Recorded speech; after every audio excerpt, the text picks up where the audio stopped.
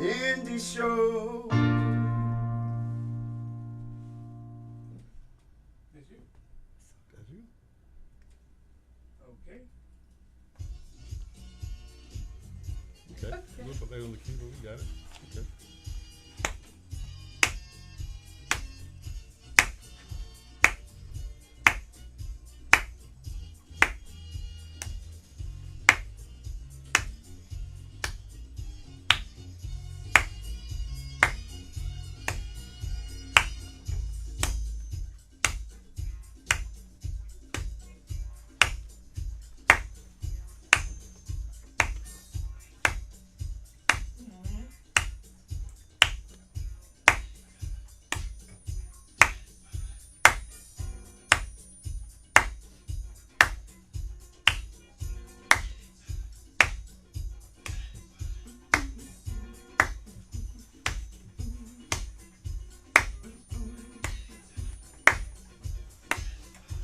That's how that stuff has got to sound. You got that right.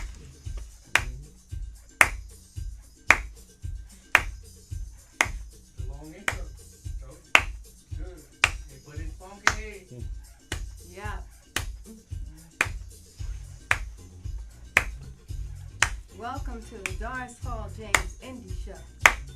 Tonight we have a very, very, very special guest. We have InstantFunk in the house. Hey. You're Hey, listening. hey, hey, InstantFunk. hey, hey, Got my mind made up. hey.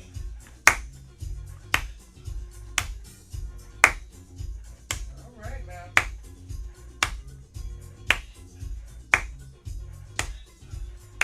For you young millennials out there, y'all don't know nothing about this. Yeah, man. That's it. That's fun. Yeah, I remember this. We used to dance, Yes. dance off.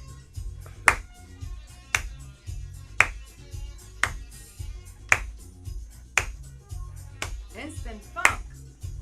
We have Kim in the house. Hey, Raymond Earl. hey. We have Yep. Carol in the house. All Gilbert, we have Earl. Hey. Okay, You gonna wait for that part? I'm waiting for it. Wait for that part? I'm waiting for that part. Okay, everybody waiting on that part. Okay. Alright. It's coming. It's the long version. The other thing is, All of I them went are, roller man. skating to this. You did? Oh, there's it. This is it. I know you were falling, huh? I did too. Not then. Oh, no. I'm good then. Okay. Yeah, I did too.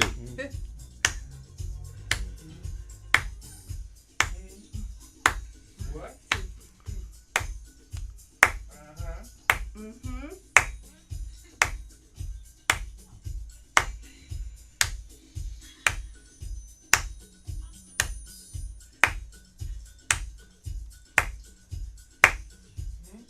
That's right. I was doing all that nasty stuff. That was too Yeah. little then. You guys did it up. I know she had a lot of CDs out. Yeah. Yeah, Yeah. yeah. A Mm-hmm. lot of CDs out. Fabulous career. Yes.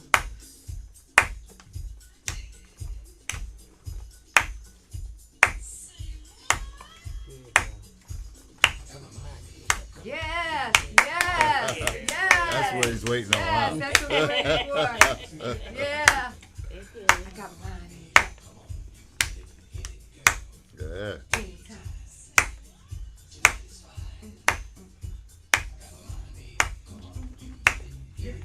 Uh-huh. Anytime.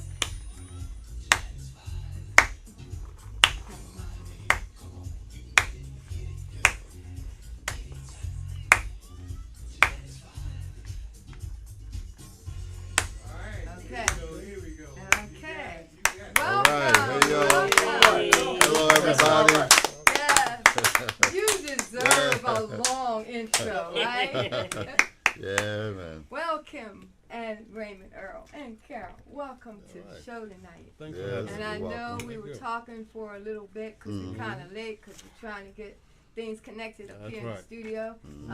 Gilbert brought some new equipment, and we want to try to get it right. Right. So excuse us, Facebook. We were just a little bit late. But I know okay. you We're guys here. travel a long way, right? And I'm glad that you're here. Yes. Now Glad to be here. we want to take our musical journey, right? And we want to start from the beginning of your career, when, how, why it all began, okay?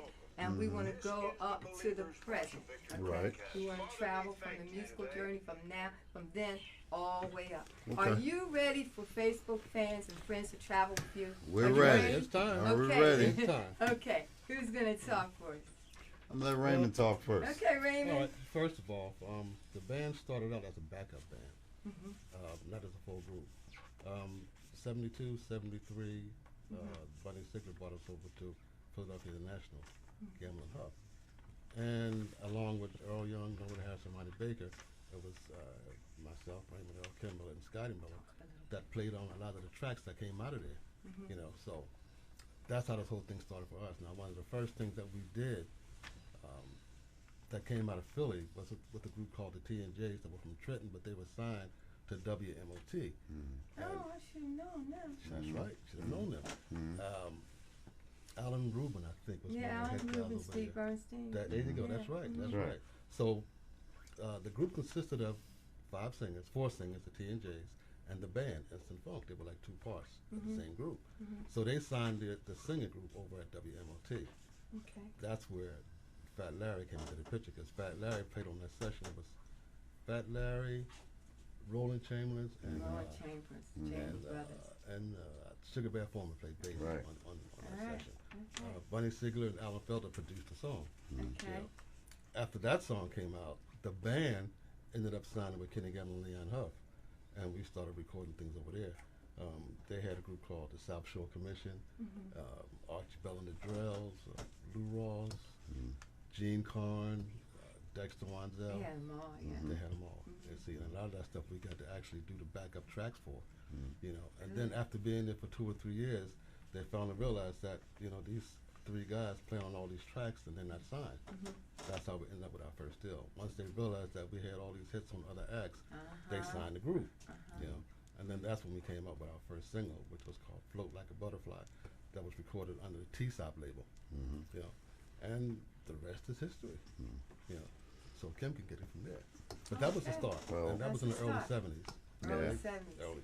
Yeah, I just want to tag maybe a little bit before what Raymond was saying, like, you know, how it actually, you know, like started before the professional stuff. It was like, you know, Raymond and my brother Scotty, they were playing with the band. What do you call yourselves there? The Funky Music Machine or something? That's right. You know, That's right. you know, and I was too young to be playing with them then. But anyway, it started there, and we got with a manager that was called Leroy Ellis, and we used to call him Big 12. And how the group got to be, you know, like InstantFunk, from the Funky Music Machine to InstantFunk, that Jackie Ellis would say that we were just so spontaneous when we could go into something that it was so funky that he decided to call it Instant Funk. Okay. You know, all so right. That was the that's name how you got so that that's right. how the name. Great. But how we got to the point, coming up to what Raymond was just saying, was that we used to travel all over the U.S. of A. We used to get Raymond's station wagon, put a U-Haul trailer to it, put the equipment in, On the Chitlin Circuit. and drive from That's right. New Jersey all the way to Florida. California, and stopped in every state along the way. Wherever there was a club, hey, let us have the door, let us do that. Wow. But even before that, I mean, we used to rehearse like 8 and 9 hours a day. I mean, like 5 days a week. This was around the That's time where we could, because everyone was living with the parents. We had no bills. We had to pay nothing. So all we had to do was practice, you know. Yeah. And plus a Big 12, and he was everything of a Big 12. He was 6 foot something, 300 something pounds, and he said he's locking the door. You guys ain't leaving until 8 hours is up, you know. And that's how the group got as tight as it got, to come up to the point where Raymond was just telling you about. That's correct. You know, and to go into that when we came over and like with the you know, the Allen like Rubens and the Kenny Gambles and the Norman Harrises and stuff like that. When like Bunny brought us in, it was like we were like the new kids on the block. You know, like you know, hey, we looked up to Norman Harris and Earl Young and all these guys all our lives, you know, and now we're coming into the same realm and the same like level, and you know, we're kids. Well, at least I was a kid, you know, and you know, it was a little intimidating at first. You know, I mean, not intimidating as far as talent or things of that nature, but just being around people that we idolized, you know.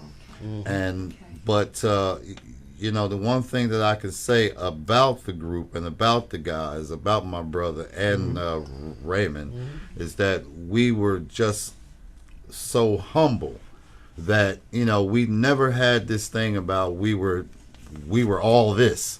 No, we always thought ourselves as, when we got around you know, players like that we could learn something from them. That's right. You know, and this is what we did, because coming into a recording industry, see, what a lot of artists don't realize is that playing live on the stage in a club or whatever is different when you come inside that studio. And you know, these are the things that Norman taught us, Ron taught us, and Earl taught us. You know, shout out to Earl Young. Yes, right? yeah, Hanging in there. big ups for Earl. Yes, You know, yes. Earl's you know, still there. and you know, but one of the things is that, you know, what we did bring to the table was that we had a new, fresh sound. You know, that everyone liked. You know, like working with McFadden and Whitehead. You know, like Toodles would bring us in there and all this kind of stuff, and you know, that's how we got into like the Archie Bell stuff. You know, and along with, because what we did the first album. That's right. And I think like Toodles and John wrote a couple songs on there, like Let's Go Groove. Disco and Let's Groove Yeah. and everything, because that's all InstantFunk playing on all this stuff, you know. And but from the start of it, like Raymond was saying, with the T&Js, that's how we came into the picture, and we did the first song for them, which was what, Falling in Love with You, which is the first song that's lined up on the track, you know,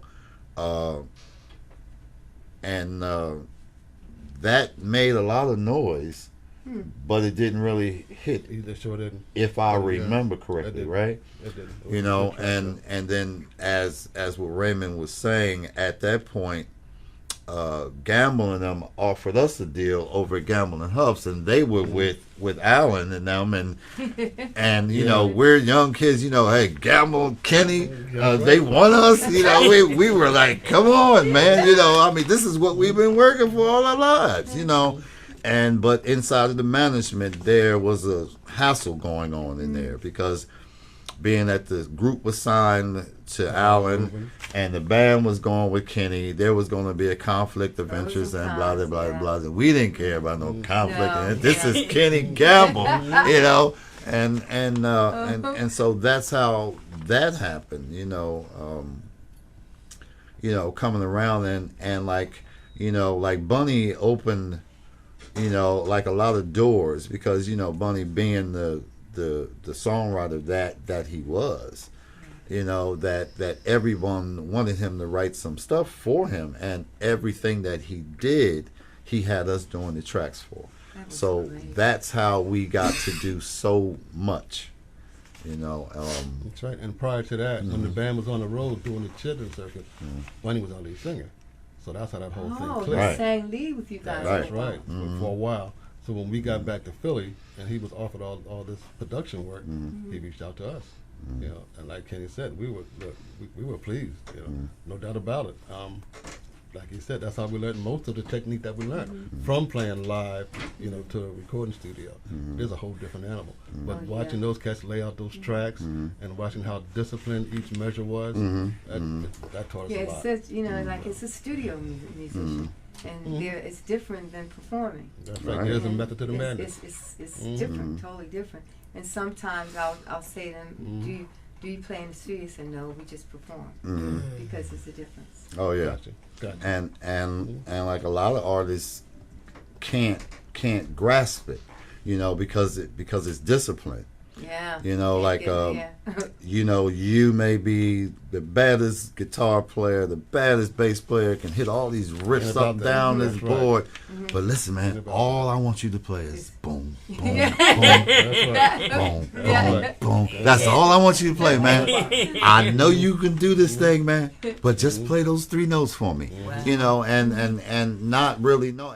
But once you hear the finished product and how it fits How it like a blends in. puzzle, and that's what makes the track kick. Like a lot of times, you hear the phrase, "Oh man, that guy got that song, man, and he got everything in there except the kitchen sink." You know what I mean? Because it's so cluttered with so much stuff. Much stuff in it. But there's a method to the madness. That's right. So you cannot enter the studio with a big head, thinking you Right. can know everything. That's or else right. you can never learn anything. That's You know, right. So I think that's where really being humble actually worked for us. 'Cause we were always eager to learn and try new things and try to do things different ways. So our door was always open. So at that time, were you touring a lot? The wheel came off the road during that time. You And came off the road. yeah, at that time we were starting to get into a lot of session work. Okay. So that kept us on the road Recording. for a while. Yeah, but That's see, but right. this was all before I got my mind made up. That's mind right. you. I mean, we hadn't even had a hit because what we did with Gamble on the first album was just like he said, float like a butterfly, which was like Bunny sang that, didn't he? Or was that on us? That was on us. Right. Well, anyway, the major thing that I remember coming out on on TSOP was the Philly Jump. Okay, On us. which See, but before that, there was a track called Free Man by the South Shore Commission. That I think that was the first thing that we played on that actually hit for us. okay, And that made a lot of noise for us. okay. And during that time, we still wasn't signed. You still weren't we signed. were just in the studio playing because Bunny brought us to the studio. So we did Free Man. You making all these people money, right? Oh, definitely. That's the way it Definitely was. was making Yeah. everybody money. Yep. And they throw us a steak sandwich every once in a while. And What? No cheese? but more than anything at that time, we were just thankful And excited. and excited I know. about being where we were. And in school at the same time. And in 'cause school we at the learned same so much. time. The knowledge of the business and things of that nature came a little bit later. Me personally, I wish it had came a little lot sooner. tell me about it. But I don't regret, because I learned from it. It made me stronger. But like the great times were there, but just like Raymond said, like the South Shore Commission song, which is Free Man, that thing rocked, and, Sure did. and true, right? And like you said, so after that was the Philly Jump stuff, Yep. right? That's right. Right, which a song that T Life wrote the song. T Life, and I think I forget the. Wait a minute. I think after that was called Carlton. I thought That's called. when the night with me. See, there was a tune on there called. I can't think of the name of it.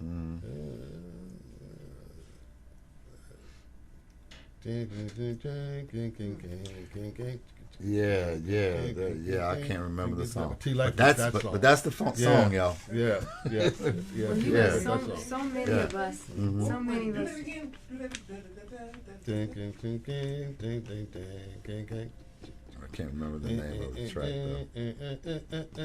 You got me. I'm stumped. But so many, so many Somebody out there. musicians It was called Carlton and, Records. Right. and entertainers, they were so happy to get the opportunity Mm-hmm. to record Yep. and perform Mm.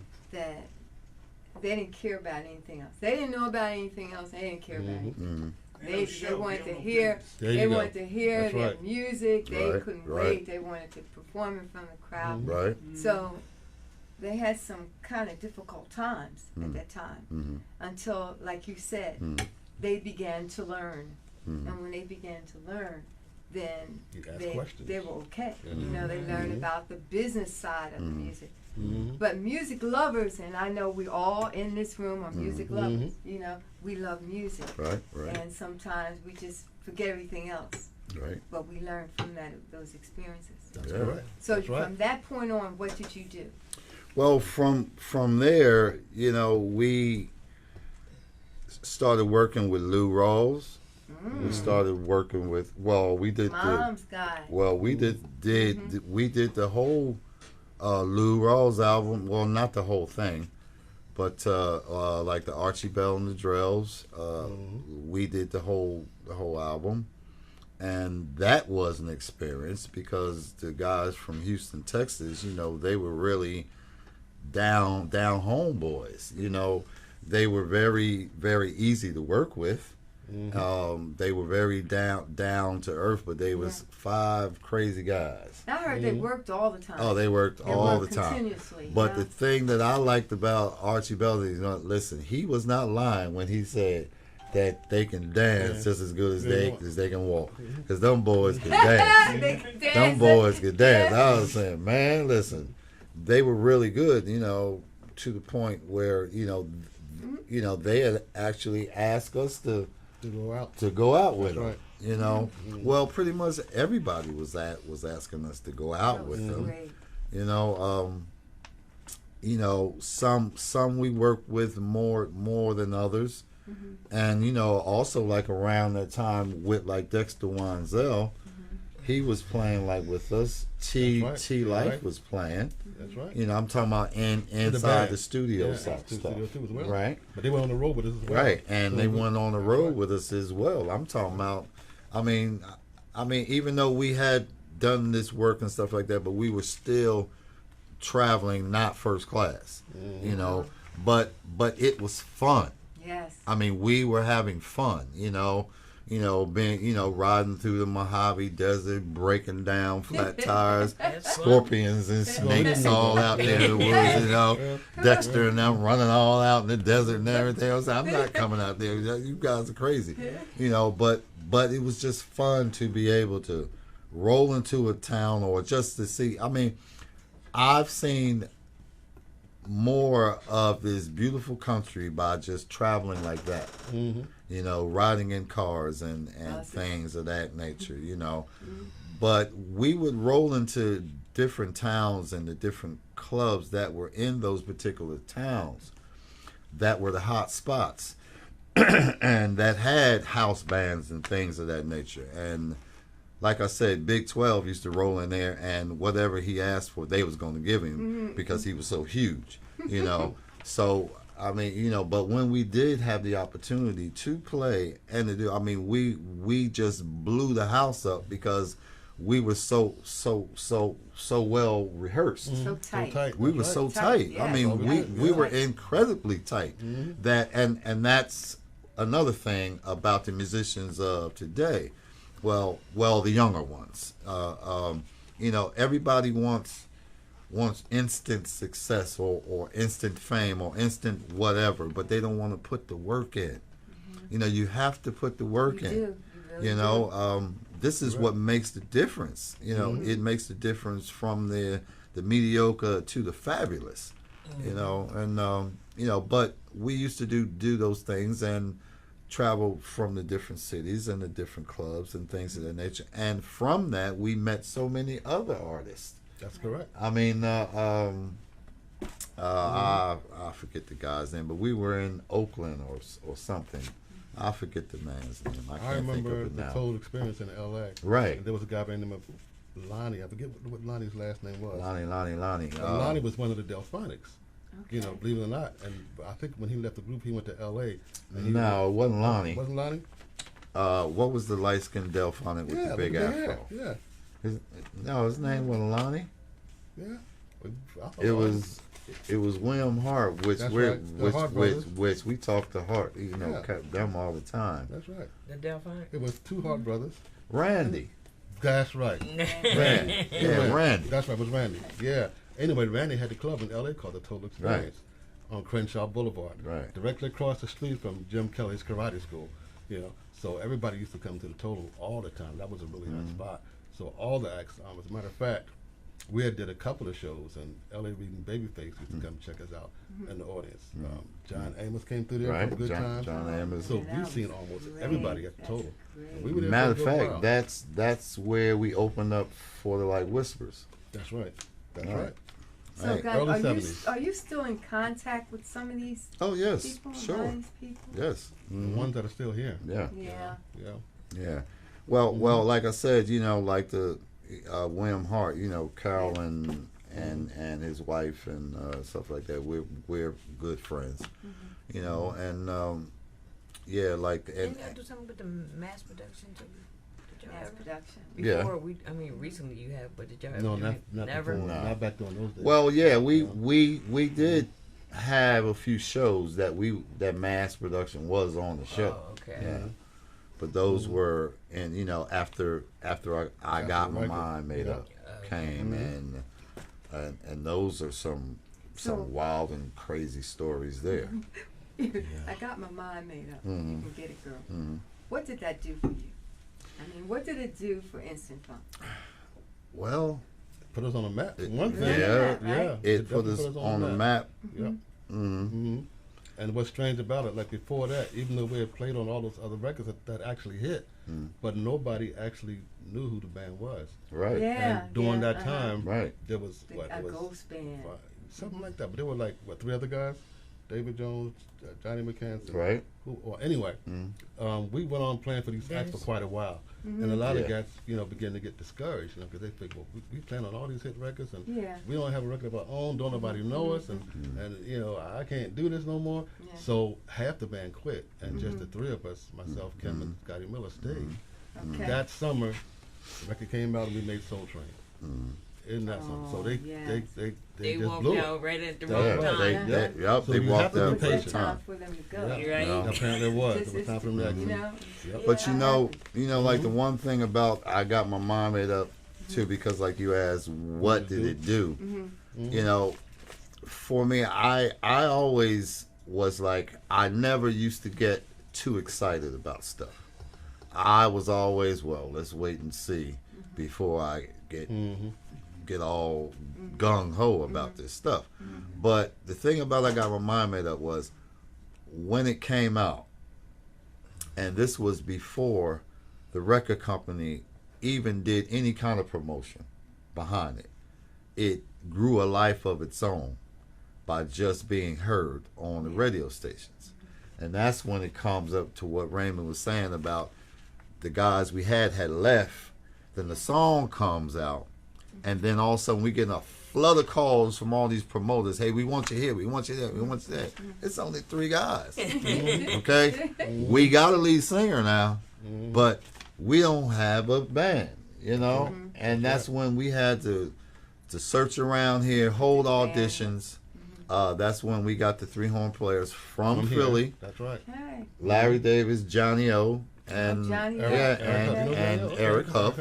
That's right. You know, because when they came in, they just had a vibe with them that they just locked with us. We said, this is the horn section. And then James come in. So we went out there doing these shows and stuff like that. But still, me and my reservist emotions, that I didn't even realize how big this record was. I mean, it never dawned on me that this record was as huge as it was. You know, even it wasn't until I seen this thing on the Billboard charts where it said #1, where it said ding, you got a hit record, guy. You know, and that's when I started getting excited about it. But prior to that, I was like, you know, I'm tired of hearing that song. We played, we wrote the song. We recorded it here. We did it. It's been it was 2 years, and now we gotta go on tour with it and play it forever. You know, it was one of those kind of things. You know, but the song itself, yeah, it really did a lot for us. You know. And who wrote that piece? Like Raymond and I and like Scotty Miller. the three of And us. verbal skills, and see, we'll be doing all kinds of stuff. Yeah, you know. Did that song come out before Shane? Yes. Yep, sure did. I did. Matter of fact, yeah, and that leads into like another story because you know I heard T on your show, you know, talking about Evelyn and stuff like that. But how it happened was we doing all the stuff that we've already talked about. We're down Gambling Hub down at 309, and we're always recording at night late in the. And we hear this young girl singing in the hallways. Yeah, We don't know where she is, but we hear this singing. And then, to make a long story short, one night T decided to go find her and see, and he found her and started writing, and he wrote this song for her, Shame or whatever, and he brought it to us, and we did her first 2 albums. Not only that, but I You know? remember when we first started working on her tracks. T said that he had this artist, but he would never tell us who the artist was. So now we're here recording all these tracks, and nobody know who recording these tracks. Wow. Then he brought her in. Right. Oh, that's the cleaning lady. That's the cleaning lady, right? That's a great Right, story. right. That's a great story. But And- that's how T like rolled. Yeah. You know? Yeah, and I heard you asking him, where did the champagne come into play? Yeah. You know, and he was telling you that. Well, her nickname was Bubbles. Everybody called her Bubbles. Yeah. You know, and say when it came down to like record, no, we can't say Bubbles. Right. So they came up with the Bubbles. champagne stuff. You know, but just a good kinship was there. You know, everything that we came involved with, it just gelled. You know, because everyone was on the same page. You know, nobody had any egos. I'm bigger than you, and all that. But we were just about making hit records and having fun. You know, and that's And you had quite a few CDs out, didn't you? yes. On the band itself. Yeah. Oh, yeah. Itself. Yeah, it was 6. Yeah, it was 6. Yeah. Yep. Yeah, it was 6. You But know, see, but those CDs came after we left Gamble. right, And went to South Soul. right. That's where the CDs came. You know. Oh. And the only reason why we decided to leave Gamble was because Bunny decided to leave. You know, if I leave, y'all coming with me? It was one of those type things. Yeah, Bunny, we got your back. Yeah. So that's how that happened. And then when we left, then that's when we had the couple Mind Made Up and all those other hits. On the South Soul end of things. And that was a whole other life of its own. You know. But we did bring some music, you know, for you guys to hear some of the stuff Okay. that we've been doing. All right. So Okay. you can cue it up whenever All right. you want it. Okay. I guess that's my cue. The pros and cons. We got to talk about the pros and cons Okay. of the music business. Okay. You know, That's right. we got to talk a little bit about that. Come on.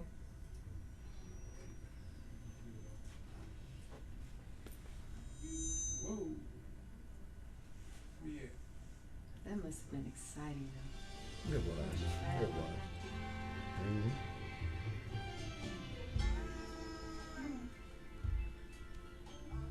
What's the name of that? Fall in love. That's the Fall in Love. Fall in That's Love. the song that Larry played on, and that's the first Oh, T okay. and J record. That's right. Yeah. And that's EJ singing, Wow. and Oh, that's listen to that music. and that's like Junior Kiss, That's right. Okay. like Barry Higginbottom and Greg Jake Jamison. Jamison. That's right. I like this. Yeah. Mm-hmm. Yeah. And I mean, you know, that's what we used to back up on the road when we were out there playing, because we were the backup band and they were the singers. And then Bunny Fiddler. And So then it was a then complete Bunny. review.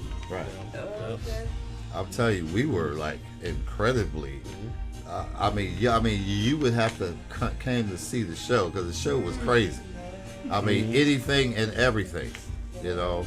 I mean, and at nights, stuff like that, we never knew what Bunny was, how he was coming on stage. 'Cause he wouldn't Bunny tell was us. something He would come from anywhere. There was one night at the Total Experience. He up in the balcony. Yeah. They done got a rope around him. They letting him down like with a cape on, like he's Superman or something. Man, the crowd was going bananas, man. It was just crazy. And then by the time he hit the stage, man, and we get behind him, man, the show was so electrifying that it was great. So that's why nowadays when we have like rehearsals and things like that, why we're saying, hey man, this is not right. Yeah. This is nowhere near it. You know, but it's funny. It was funny. It was funny. Well, all these memories, Carol, you got to work with them Yeah. so that they can be put together. Yeah. You know, all this stuff needs to go in for our kids to hear. Yes. You know, yeah, your kids to hear how they got to work and get it together. Right. You're looking at a list. You got something else for me? Oh, you can go to the next track. Oh, Next well, track. like, you got the list there. Yeah. What? Just go down? Yeah, just go Yeah, down. There you go down. Go down I and mean, hold the like, pressure. I mean, like, you don't have to play like the whole song. Yeah. No, just You know, yeah. just Uh-oh. this was the Philly jump. One of the Did first you remember records. this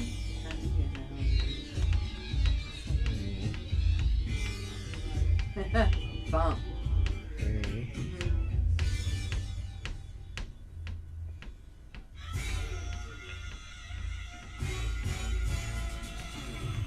This is on T-Sop label. Put it together, yeah. One of the first records we cut on the band, actually. This was all about Philadelphia. We talked about East River Drive, No, you West didn't. River Drive. Yeah, it's all over there. And the funny thing about this thing, it was that the lead singer that we had at the time, he was supposed to sing it, but he could never get it. He couldn't stay in key with the track. So we said, you know what? Let's make it an instrumental. You know? Yeah. But it came out nice like that, Yeah. instrumental. Yeah. How you gonna have somebody, a singer, can't stay on note? Oh, it happens. Oh. It happens. It happens a lot. It sure does. Hey, listen. Teddy couldn't stay on key. Really? Yeah. Keep in mind, that was before auto-tune. It wasn't All these auto-tune. things came out. Now you can fix everything. That's Fix right. it. But Beyonce will always be famous for the queen of being off key. Really? Really? No, Rihanna got that. Oh, really? Leave our artists alone.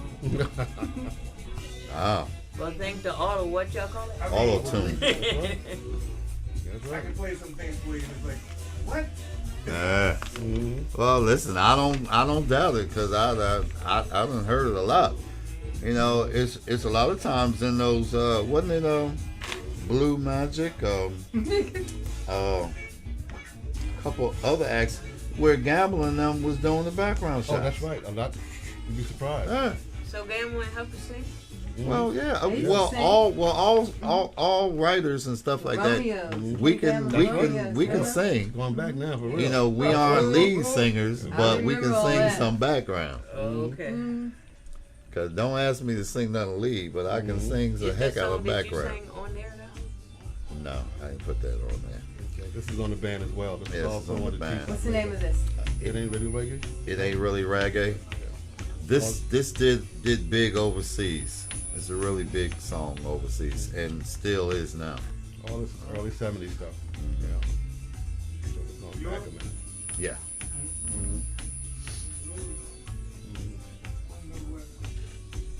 So now, what are you guys doing now? While the music is playing, what are you doing now? Well, we're working on cutting some new stuff. We have been like working live. We're trying to put together our own production. We're trying to pull together with some of the older acts to go around and do our own tours. Yeah. With Keiki Productions, which Carol and I started, we're actually trying to to work with the youth. Yeah. Raymond is doing numerous things. Well, my thing is I'm trying to figure out a way for young artists to get paid in the industry. Right now, it's hard to get paid because It's always been. it's insane now. As far as with the Worse. digital downloads and Spotify and stuff like that. Oh, yeah. Like I was Yeah. telling Kim, you know, for every download, they pay you 0.23% of a penny, What? which makes no sense at all. So the artists suffer, but the people that own those sites, Spotify and Google Music, But see, they don't care if they suffer. Well, Yeah, see- you have to change your mindset. Not only that, but see, keep in mind, if all the producers and artists went on strike for a year, all those companies would probably fold, because they're on the back of the artists. So my situation is, I'm thinking that deal needs to be renegotiated. I mean, how can, that's corporate America, first of all. When you commoditize something down to 99 cents and then try and sell it, that's what corporate America does. But how can corporate America come into a situation and tell you how much your music is worth? When you cut it, you still got to pay the musicians. You got to go mix it. You Studio, got to you go gotta master pay it. studio, You got to you do for gotta- all, the whole 9 yards. I mean, that price hasn't come down, and they still expect quality. Yeah. So how can you do all that, and then they're going to tell you at the end of the day it's only worth 99 cents? So I'm looking to actually put together some kind of marketing plan to bypass all that. I would like to work brick and mortar strictly, deal with people like Target and Walmart, where you can actually ship physical CDs. Because the industry trying to tell you right now is that, well, CDs aren't selling. People aren't buying live music. So therefore, you got to come to us so you can stream it, so you can download it. What they're doing is that they're telling you that your records can't sell unless you go to the digital platform. Well, when you go to a digital platform, you can't get paid. Yeah. Right. You know, so it's like a catch-22. You can't sell no records, so you got to come to us. Come to us. We'll take your music, but we're not going to pay you. Oh, Well, that's my thing is, look, there are a lot there of must people. be a way. There is a way, and I'm thinking right now brick and mortar is the way, because I'm thinking a lot of people still buy CDs.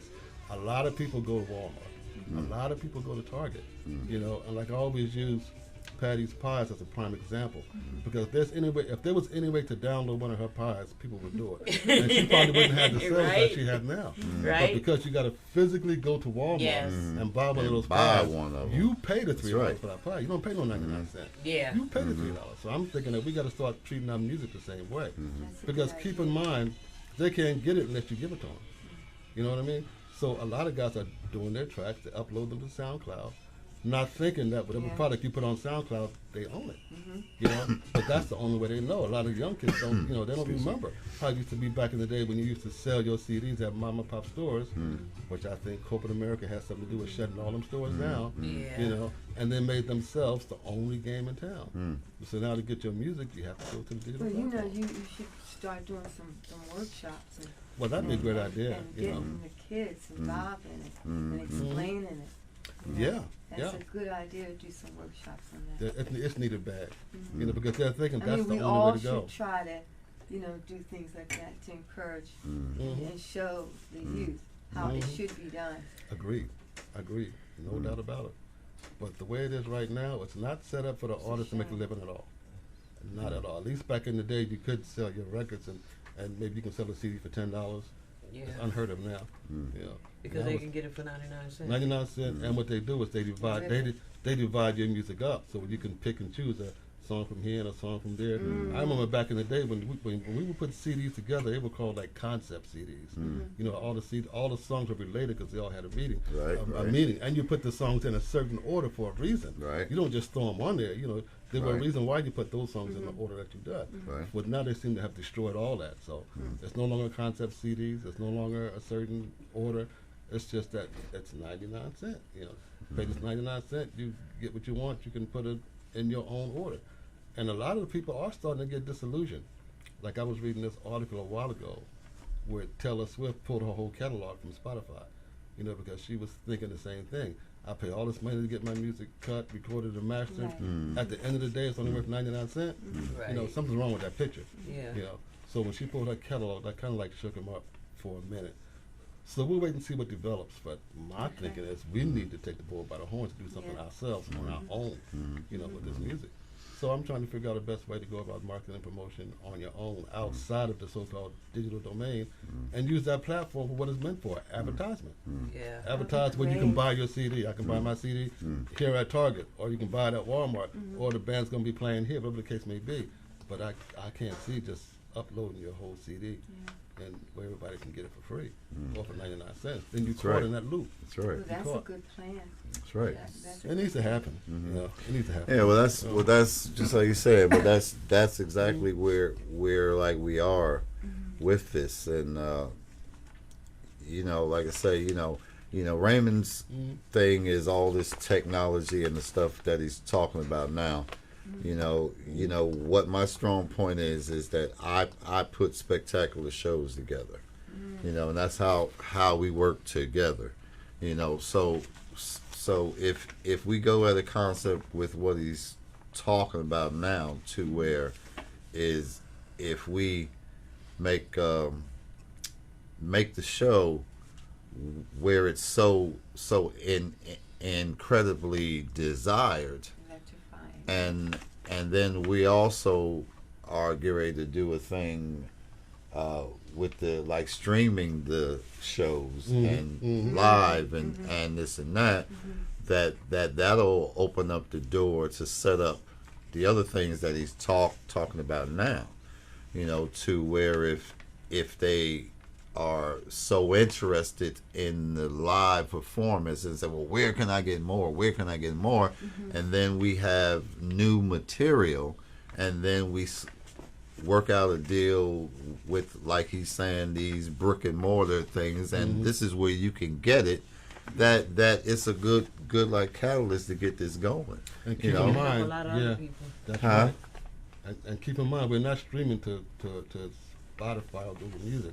We're streaming from our own site, so that way we can put the dollar amount on it. Right. That would We be can, great. you know, we Yeah. can decide what it's worth. I mean, you know. we need you because Yeah. we need to be able to encourage. Excuse The me. only problem with that is, just like everywhere else, you got people who are savvy, who know how to rip.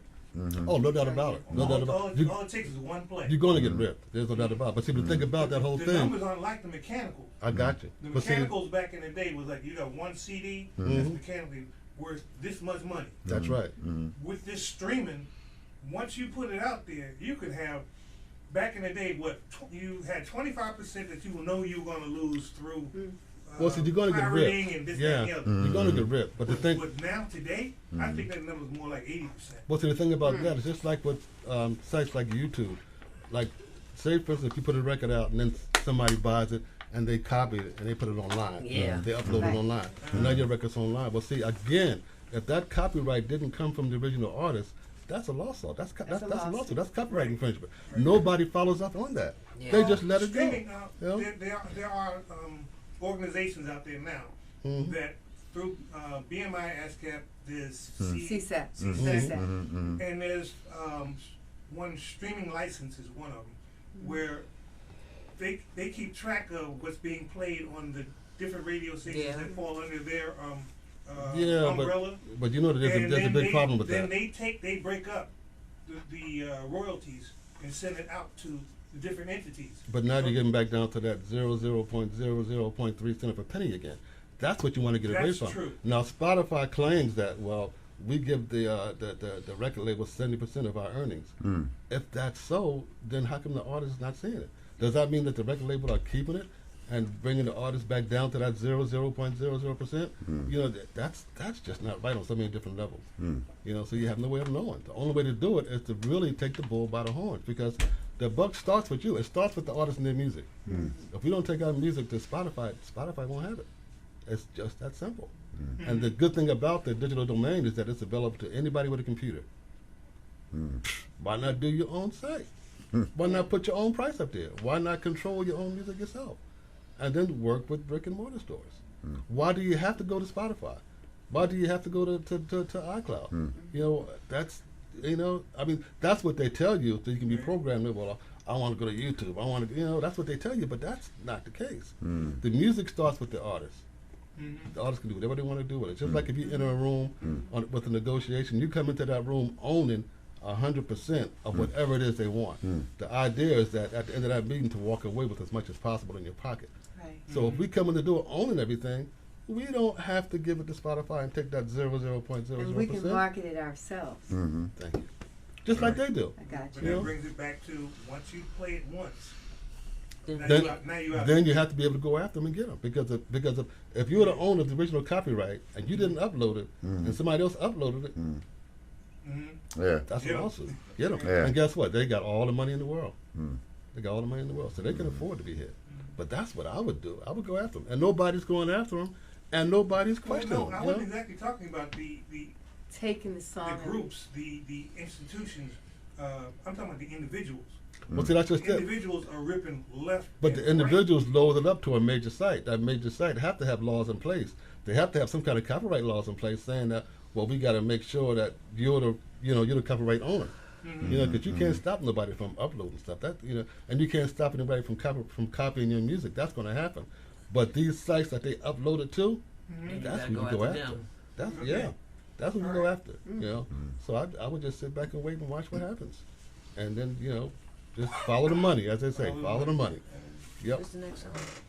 Yeah. What's that song? Oh, I don't know.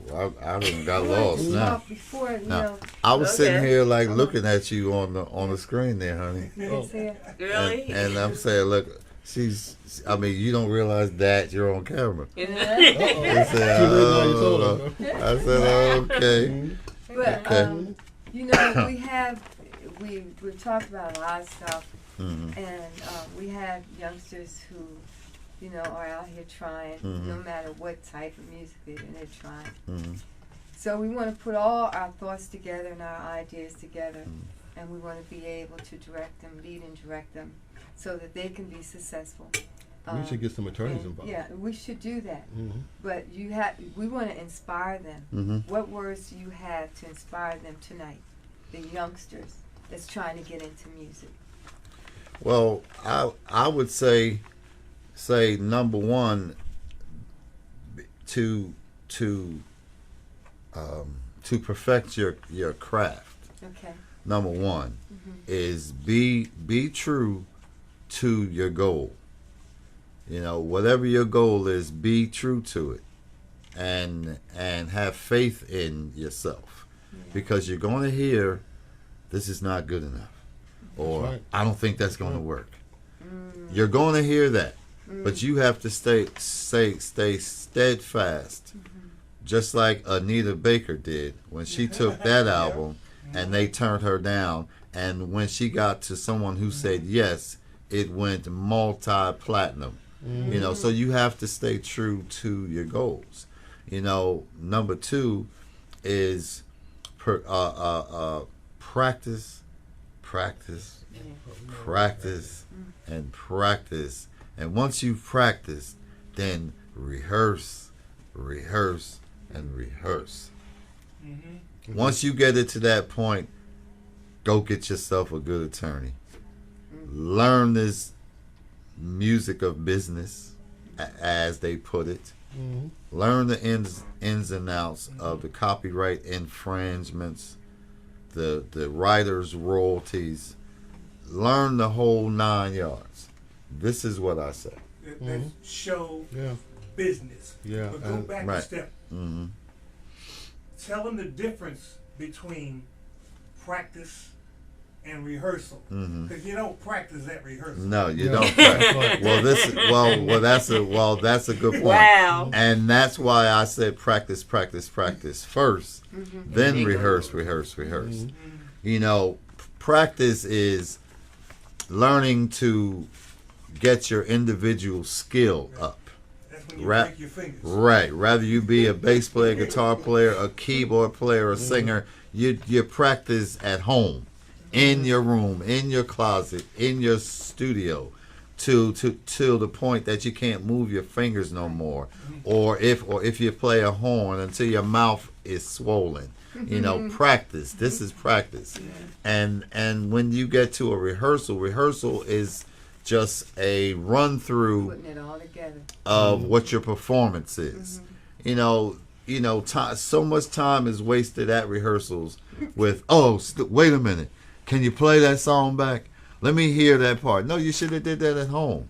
Right here is to run this show through. Oh, you don't know my music? I'll see you next week. You know, but this is what you have to be if you want to be professional. Yeah. That's right. You know, Yeah. because it's no game, as especially like Raymond was saying earlier, with all the business like changing the way that it has, to where the artists. I mean, back then we weren't getting paid much, but it was more than what you can get That's today. right. Yep. Tell me about it. So today you really have to be on top of the business to The business side. know your ways around it. Mhm. Just as much as learning your craft, There you go. you have to know this business nowadays. Mm-hmm. You know, and don't trust everybody that says they're your Just friends. say what you were going to say. Yeah, don't trust it. Yeah. In other Sounds- words, It looked like he was getting ready don't to trust say nobody. that. Don't trust nobody. That's right.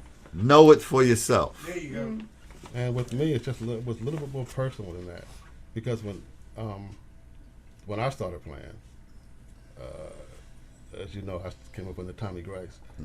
Tommy Grace had me playing tuba, violin, you know, a little sax before I stumbled across the guitar. Now, playing all those instruments, I ended up started off playing guitar. But it wasn't after playing guitar for about maybe 3 or 4 years that I came across my instrument, which was bass. Okay. And when you come across your instrument, it's Instrument. almost like a marriage. You know, it clicks. You know, Yeah. and you always want to play, which leads you to practice. You know, and again, the only reason why I stumbled across the bass is that when the band was playing, it was just 2 of us, you know, your brother and me. And they just figured, well, look, a bass player is more important than a guitar player. You know, and it was just that simple. You know, okay, I'll play bass. Yeah, and that's how it happened. And again, I can't tell you how important it is for a musician to find their instrument. You know what I mean? Once you find your instrument, then the rest can click from there. You know, and that's what happened Then with me. practice becomes easier. Yeah. Easy. That And like another- it becomes necessary. You know, Yeah. because you want to get better and better and better. And the more you play, the better you get. You know, so yeah, Yeah. that's And important. then like another point too is like, you know, if a situation doesn't benefit you, then obviously that's not the right situation for you to be in. You know, it's not the right deal to Said right take. there. It's not the right deal to take. Like, if I had known, like I say, my brother and Scotty, my brother and Scotty and like Raymond, they actually started the group. I was 11, 12, maybe. You know, I'm a guitar player, so I got good at playing the guitar at an early age. Because they used to swap me off the step when I'd be there, like, listening to them and stuff. But I got really good to where they came and asked me to come join them. And how much Right? did they pay you? I'm getting ready to lead up to that. Okay, I mean, this is for the young folks. I'm listening. This is for the young folks. I want you to know, don't go for what I went for. Okay, all right. Now this is my brother. You want to speak in the camera, D? Okay, right. This I'm talking about my brother, and I'm talking about he is my brother now. Okay, they came to me and asked me to play for them. Everything was fine. They didn't offer me no money. You know what they did? They took me to McDonald's. They took me to McDonald's and they bought me a Happy Meal. That's a true story. And that's what I played for. Don't do that. If it doesn't benefit you, if it's not money, don't go for it. That had to be the best Happy Meal. But that was when McDonald's was McDonald's. Now. That special season. That's you know. special. Well, you know, our Yes. time is up. Yeah. Okay. Well, Our time God is bless up, you. but- God bless you for I having us. enjoyed all Same here. 3 of you. Yeah. I enjoyed the It was interview. nice meeting you. I wish you a lot of success, and we keep in Thank touch. you. Yes. A lot of good Definitely. ideas, Mm-hmm. you know, good ideas coming from creative people will work. Yes. Okay. Agreed. That's And right. I just want to thank you very, very much. I want to thank all our Facebook book fans and friends. I didn't get a chance to read your names off, Well, but hey, I got to get the kinks Yeah. out of this movie. I know, but I want to thank you for joining in. I want to thank Earl over there on the keyboard. He's always Yes, with Earl. me. Thank you, Earl. My man. And I want to thank Gilbert. I want to thank Gilbert and Philly Live Radio. thank you again, Facebook fans and friends. We'll see you next week, same time. Right. Okay. Okay, Earl, take us out. Thank you.